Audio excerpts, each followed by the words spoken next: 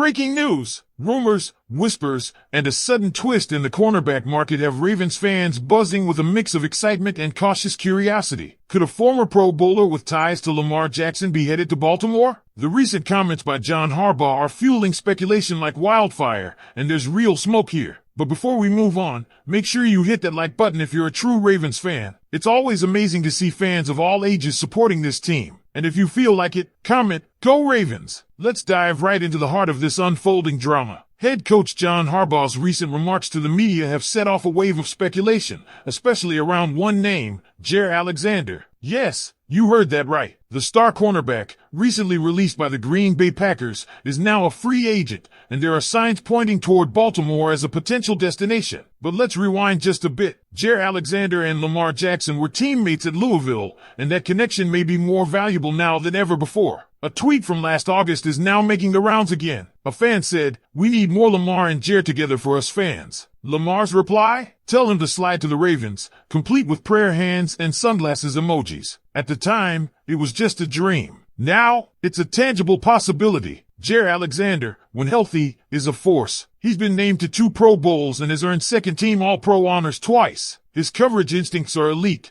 and his ability to recover on routes is among the best in the league. In 2020 and 2022, he posted top 10 PFF grades, proving he's capable of locking down elite receivers. But here's the flip side. He's missed 20 games in the last 2 seasons. That's not a small number. And then there's the attitude concern. Green Bay insiders have hinted at some locker room turbulence, including a bizarre captaincy controversy. Now, let's break down what Harbaugh actually said. When asked about the current cornerback situation, he responded, "Yes, we're happy with the guys we have, and I'm very confident those guys are all going to do well. And we turn over every stone." That's the big part about this. You're always interested in anything you see on the waiver wire or anything else. That's significant. Harbaugh hasn't brought up the waiver wire all offseason until now, just days after Alexander was released. Coincidence? Highly unlikely. And the Ravens have reason to consider all options. The depth at cornerback is concerning. Chidobe Awuzie didn't finish Monday's practice, and while the injury doesn't appear serious, it highlights the fragility of the current rotation. If Awuzie were to miss time, rookie TJ Tampa steps up, and behind him, more rookies, Bacon Robert Longerbeam and Jalen Armour-Davis, who's reportedly been taking reps at safety. That's not the kind of depth you want heading into a season with championship aspirations. Baltimore has made moves, yes, but have they gotten better? That's the real question. Awuzie might be an upgrade over Brandon Stevens, but is he a true difference maker? The uncertainty surrounding that has fans and analysts alike looking toward Alexander as a potential game changer, if, and only if, the price is right. And that price might not be as high as you think. 6 teams reportedly reached out to Alexander's camp the moment he was released, according to Josina Anderson. But so far, no team has pulled the trigger. Why? Likely because of the combination of injuries, contract expectations, and off-field baggage. And that opens the door for a team like Baltimore to make a calculated move. A 1-year, prove-it deal in the $12, $15 million range might be enough to get it done. Alexander may believe he's worth more, but reality, and a flooded cornerback market, says otherwise. Consider this, Asante Samuel Jr., a promising 25-year-old corner, is still a free agent. He's younger and healthier, yet he remains unsigned. That puts Alexander's value into perspective. Baltimore could very well swoop in with a reasonable offer that benefits both sides. But here's where it gets really interesting. What happens if the Ravens actually make this move? What does it mean for the defensive scheme? What does it signal about the team's ambitions in 2025? And perhaps most importantly, is this worth the risk? Let me know what you think. Ravens flock. Should Baltimore seriously pursue Jaire Alexander? Would his presence elevate this defense to the next level, or are the red flags too big to ignore? I want to hear it in the comments. Drop your thoughts below and tell me if you'd welcome him to the flock. Let's pick up right where we left off. If the Baltimore Ravens do take a chance on Jaire Alexander,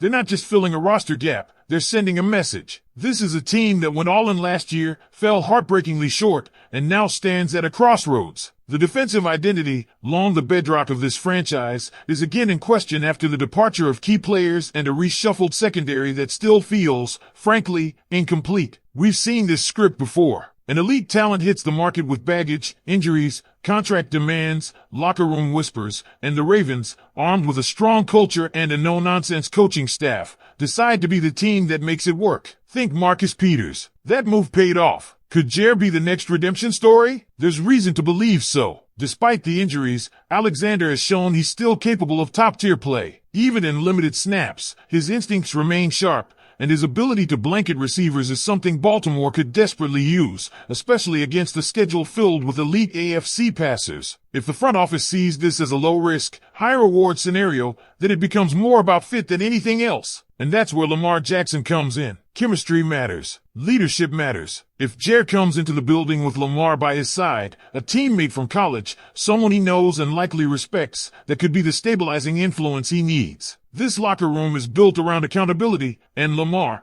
despite being a superstar, has remained a grounded, team-first leader. If he signs off on Jair, and if Harbaugh gives the green light, fans should feel confident there's a plan in place. Now, let's not gloss over the consequences if this gamble backfires. A disruptive presence in the secondary could unravel progress made in the offseason. That's especially critical when younger players like Malachi Starks and TJ Tampa are developing fast. Bringing in a vet with strong opinions and a history of friction could slow that growth, or worse, fracture trust in the room. But that's what makes this so compelling. It's a tightrope walk, and it's exactly the kind of high-stakes decision that could define the Ravens season. Meanwhile, the urgency is growing. OTAs have wrapped. The final session, originally scheduled for Thursday, was canceled by Harbaugh, perhaps to give the team rest, or maybe to let the front office focus on other priorities. Either way, mandatory minicamp begins next week, and after that, players are off until July. That's the window. If a deal is going to happen, it likely happens before then. Waiting risks another team swooping in,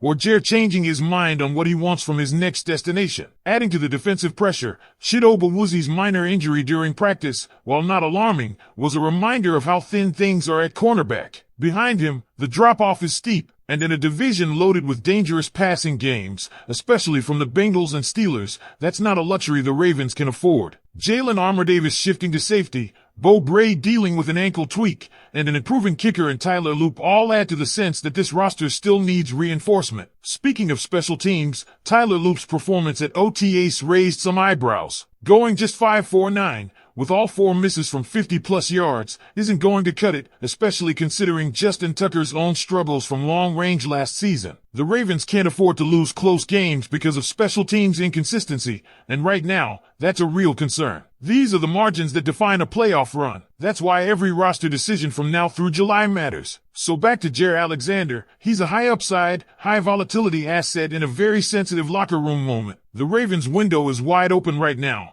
but they have to navigate this summer with precision. Overcommitting cap space to a risky player could have ripple effects on upcoming extensions or limit flexibility at the trade deadline. But letting an all-pro caliber corner walk away when your depth chart is hanging on the health of 2 rookies and a journeyman? That's a gamble too. If Baltimore wants to strike gold, now's the moment to act. The price, the timing, the fit, it's all converging. So the question becomes, will they pull the trigger? Will Eric DeCosta make the call that could put Baltimore's defense back into elite territory? I'll leave that for you to decide, Ravens fans. Should the front office go all in on Jair Alexander, or are the risks just too great? Let me know what you think in the comments. And hey, if you enjoyed this deep dive, don't forget to like the video, subscribe to the channel, and check out the next clip on your screen. This is where Ravens Nation stays informed and connected. Thanks for riding with us. Go Ravens!